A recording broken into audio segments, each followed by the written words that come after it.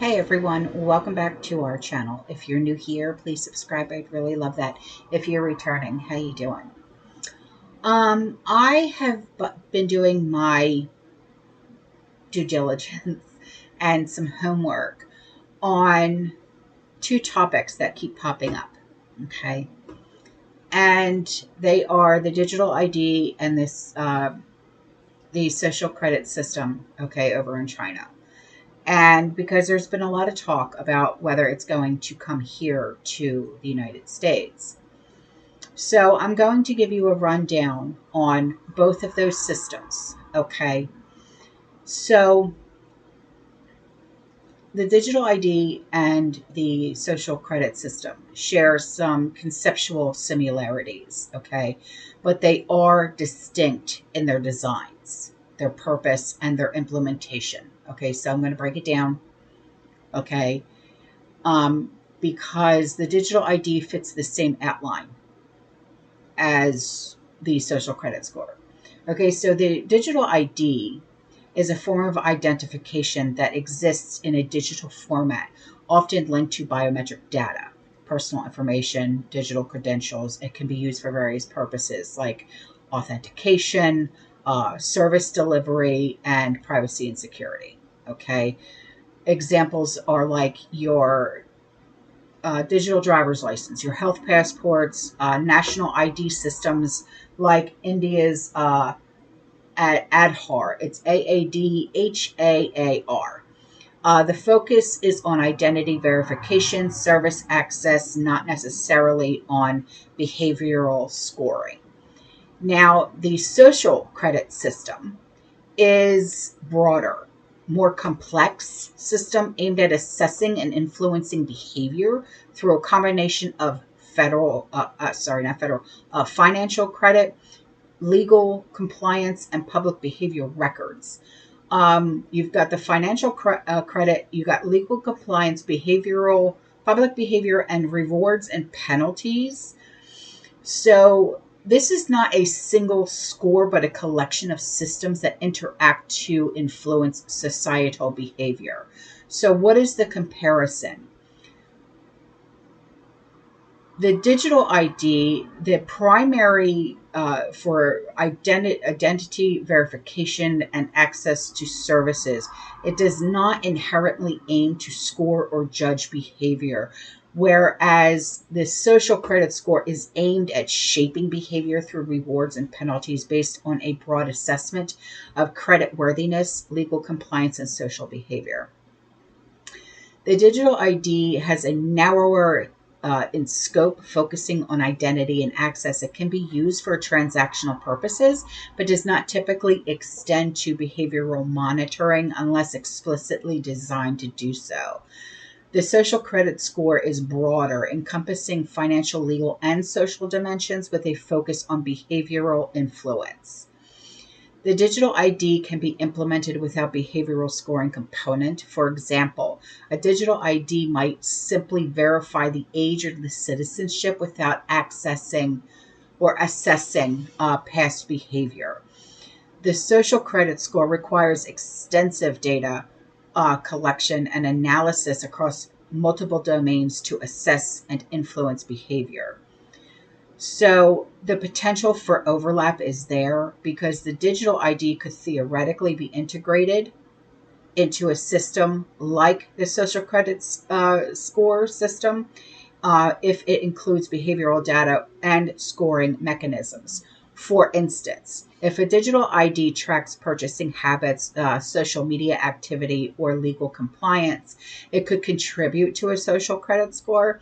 However, this is not inherent to all digital ID systems. Many digital IDs are designed with privacy and security in mind, limiting the data shared to what is necessary for specific transaction or service.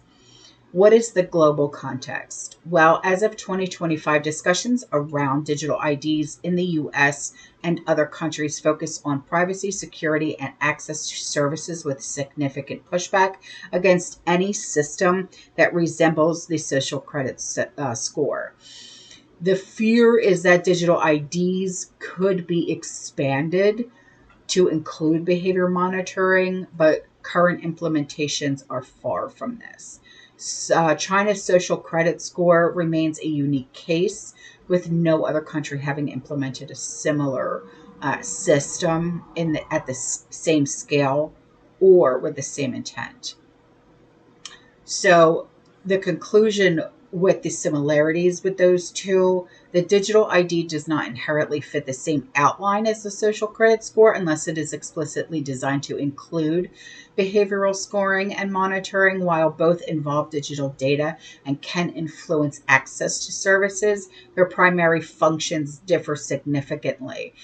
A digital ID is about identity verification, where the social credit score is about behavioral influence through scoring. However, the potential for a digital ID to be part of the broader surveillance or scoring system does exist, which is why there is a concern about its implementation in context where privacy and autonomy are valued. The key distinction does lie in the intent and design of the system, not just in the technology itself. But based on the current trajectory of technological, political, and social developments in the United States, as of today, I'm going to give you an analysis of the likelihood of seeing either digital ID system or social credit score system that is similar to China. So the likelihood, let's see, current developments, okay? As of right now, there are 13 states in the US that already offer mobile driver's license, a form of digital ID. This indicates a growing acceptance and implementation of digital ID solutions at a state level. The federal government has been discussing the Improving Digital Identity Act of 2023, which aims to enhance digital identity solutions for security, privacy, and accessibility. This suggests a national push towards digital ID. The digital IDs offer convenience and security and efficiency in accessing services, voting, and transactions. They are seen as a way to reduce fraud and improve service delivery, which aligns with current governmental and societal needs. Now, the private sector, including tech companies and financial institutions, is also driving innovation in digital identity, which could further push adoption. There is significant pushback, though, against these digital IDs due to privacy concerns, especially in light of global surveillance debates and the example of China's social credit system. However, the United States has strong legal protections like the Fourth Amendment and the cultural emphasis on individual privacy that would likely shape any implementation. Any digital ID system in the United States would likely need to balance these concerns with functionality, possibly through robust data protection laws and user consent mechanisms.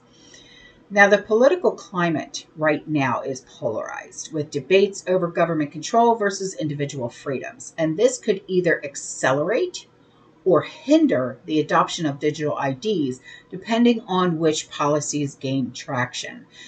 There is a growing awareness of digital surveillance, which might lead to stricter regulations or public resistance, but also a recognition of the need for secure identity verification in an increasingly digital world.